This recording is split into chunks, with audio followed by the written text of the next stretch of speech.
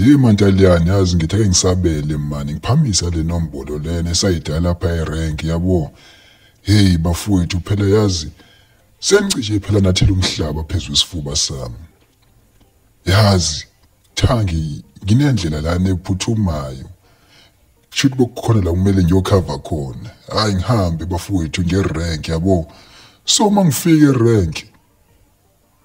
Hey bafowethu gcwele ama-taxi yabo axoxa ngayo le ndaba le naphetha amageja lapho bafowethu mina ngiphethe nix yabo ngiyazikhambela phela yabo ngaphela nanini yazi ukuthi leshandisi leni yabona asihambahambi nazo sihamba nazo mangaba sodala yabo.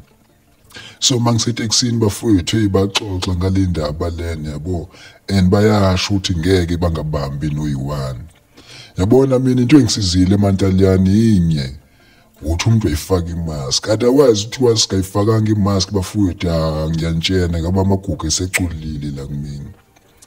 Ngabe seculiwe amagugu eMantaliyane la kumina ngendlela ama-taxi onaze bethukuthele ngakhona izolo. Lapho yazi ngusane bafowethu ngahlala bafowethu ngajula. Lapho-ke yazi neteksi ayihamba igcwala bafowethu.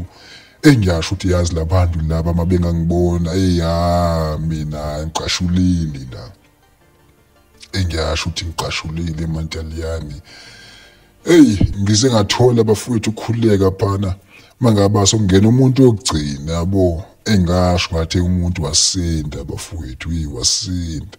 Yabona le ndaba emask bafowethu yasebenza kakhulu. Yasebenza Mantaliyane yasebenza. Hayi bafowethu ngiyanitshena labantu labana badiniwe bafowethu badiniwe. Kodwa hayi ngeke kodwa basithole yabo ngoba bahlulekile phela ukuthi bangibone mina yabo lonto leyo eMantaliyane. Kodwa nje ngifuna unitshela ukuthi eyishubele bafowethu labantu laba saxokozela ngala namba esayidala phaya.